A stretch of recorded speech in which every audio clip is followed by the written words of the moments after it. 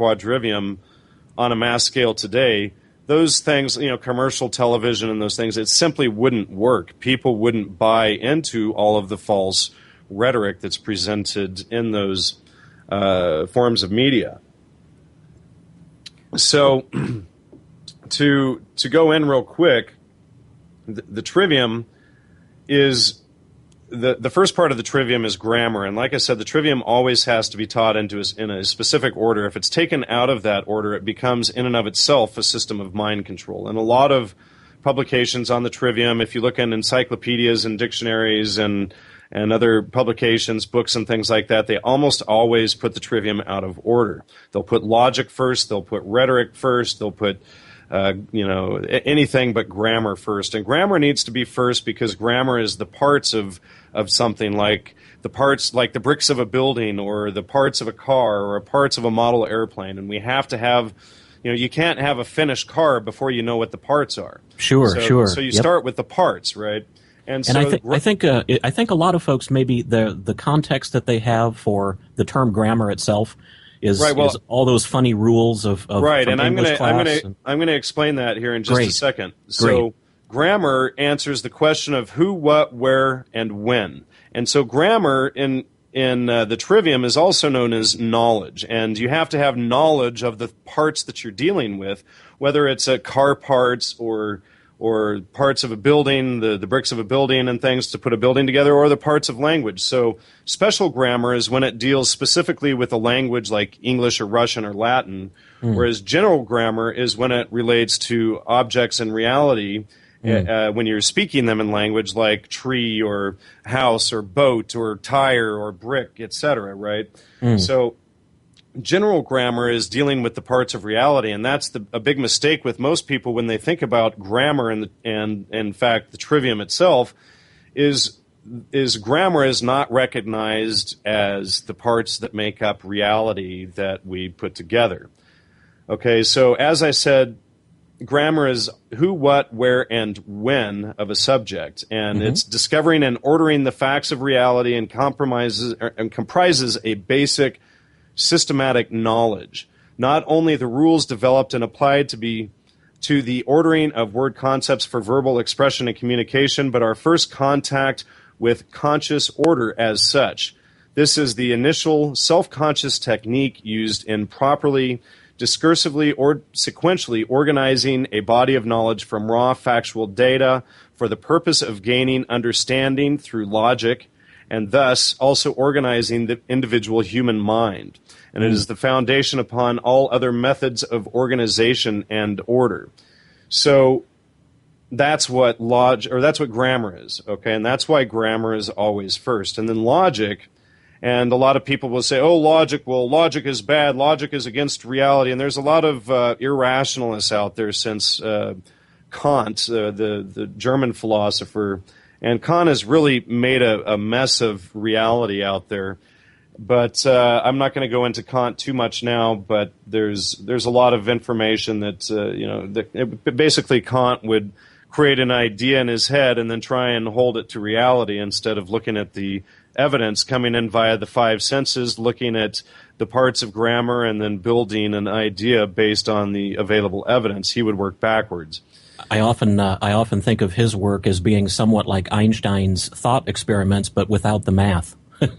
Well, and Einstein in many ways was a Kantian. He later renounced a lot of Kant's philosophies, but in many ways he did tread the lines of irrationality. And in fact, quantum physics is argued by many, including David Harriman, who I had on my show recently on the Gnostic Media podcast. He's written a whole book recently showing how this irrationality and Kantian philosophy and everything has created quantum physics in and of itself. And so, basically when you look at reality, you want to remove contradictions so that you can understand things. And quantum physics is the antithesis of that. Quantum physics is really allowing as many contradictions into one finite point at the same time as possible, which is against logic and reason. And so, quantum physics kind of falls into a bizarre little whole there. But for those interested, I recommend checking out David Harriman's research. Now, he does work with the Ayn Rand Institute, and so I do want to add a caveat there. And what people need to understand is you don't want to kill the messenger before you hear the message. You want to read their work and understand what is there and take what's valid and disregard what isn't valid that you can verify on your own. So quite right. So don't, just because somebody is Christian or Muslim or Jewish or works for the Ayn Rand Institute, don't let that be a reason not to study their work. That's irrationality in and of itself.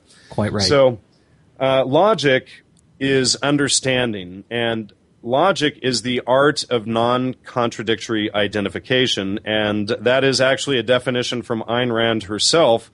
And Ayn Rand, the problem with her philosophy wasn't her logic. The problem with her was that she put her logic before her grammar, and that's why she came to so many false conclusions. But her philosophy and her logic were actually very good. So if you can understand that her conclusions are wrong because she had her trivium out of order, then you can actually go in and filter out good information from her research that won't cause people like Alan Greenspan to try and bring down the country or something, right? Mm-hmm. So logic answers the why of a subject, and it is understanding. So before you have understanding of something, you have to know what you're dealing with, which is the grammar.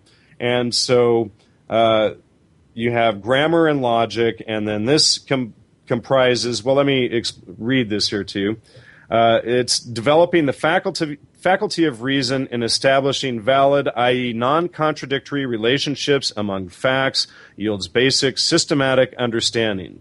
It is a guide for thinking correctly, for thinking without contradiction. More concisely, it is the art of non-contradictory identification.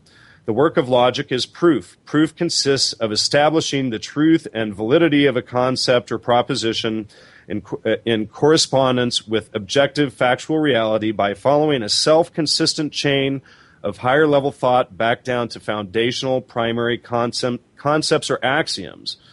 And it means of keeping us in touch with keeping us in touch and grounded to objective reality in our search for valid knowledge and understanding. And right now, our whole world is taken over by irrationality, by bankers and politicians and people going crazy, working for their own self-interests. Yes. I think there is definitely an elite factor in there as well.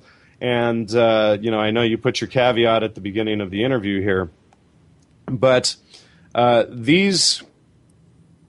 with irrationality being pervasive, what has happened is basically all of these irrationalists or all of these people thinking from almost a Kantian-based philosophy have put their logic first instead of going out and gathering the proper data before they come to conclusions. Yes, and a lot of times this happens in the New Age movement, and I'm not going to try and attack channelers or anything like that, but a lot of channelers, I think, play on thoughts that come to them and, quote-unquote channelers, and without verifying anything, they pass that out to others as facts or, truth in reality. And I've seen this often, and what should be done at least minimally is deductive logic. What I'm discussing here is in many ways inductive, but what should be done is if you come up with an idea, if you have some belief about somebody, you should set out to verify that information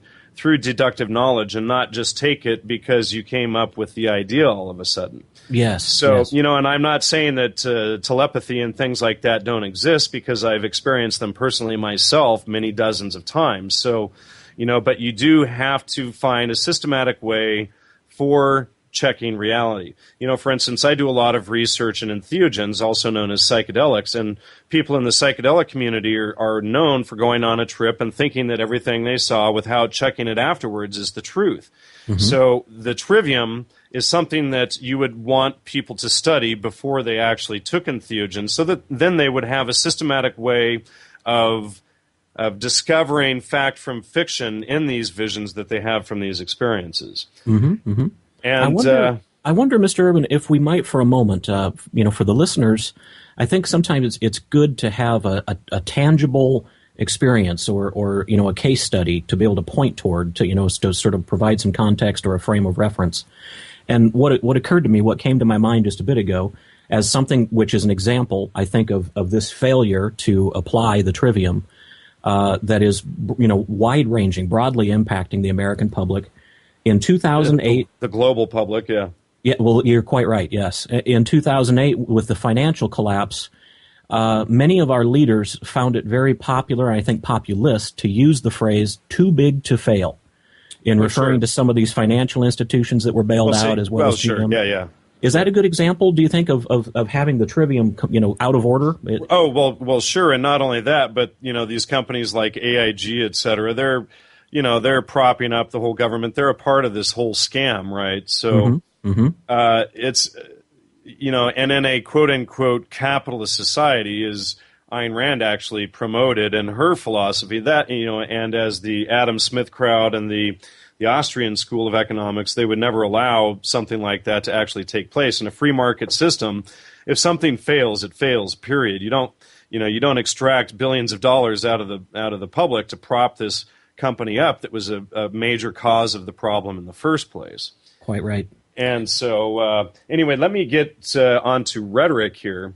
Yes. So after you've gone through grammar and logic, you get into rhetoric, and rhetoric provides the how of the subject. It's basically wisdom. And once you've studied the grammar of something, or you've studied the parts of a model airplane, and you've put the model airplane together, let's say you want to put an instruction manual together for somebody else or a child or whatever to put that model airplane together also. Well, the rhetoric aspect is that manual, that explanation of how to do it, whether written or verbal, of you explaining how something was done. The rhetoric aspect is me explaining how the trivium works here after going through the grammar and logic aspects. So, and a lot of people do some aspects of this automatically in their daily thinking, but recognizing that there is a systematic process to it allows the mind to start thinking more clearly and properly, and also we begin to notice false logic in our thinking, and we can begin to remove false logic, also known as fallacies, logical fallacies, or fallare, which is basically lies. So once we understand how these things work, how the mind works, then we can begin to spot false reasoning and remove the false reasoning from our own thinking before we pass bad information on to others, or before we spread, for instance, a virus onto somebody else. Just like if you get, some crazy email from somebody and you don't check it first and you send it on to other people, and all of a sudden you realize you've sent a virus on to 20 or 30 of your friends and you've infected their computers, they're not going to be really happy with you. Well, in our society, people do almost nothing to make sure that they have a mental antivirus system to filter their thoughts before passing information on to others, just like in the computer world. And so the trivium acts as that mental antivirus system to catch the false thoughts, to make sure that you've verified thoughts and ideas before you pass them on to others. If you get some one of those chain emails that says, if you sit on a toilet, look out, spiders are hiding on the toilets, and you don't go on snoops.com or whatever real quick and check it out, you're doing everybody a disfavor. You're wasting everybody's time when you do that you send it to, and you're sending out a virus. You're sending out false information. So rather than sending out that information, take a few seconds or a few minutes to verify it. And usually the time that you spend to verify something, it will save far more time down the road, not only for yourself but for others. So, don't be so selfish.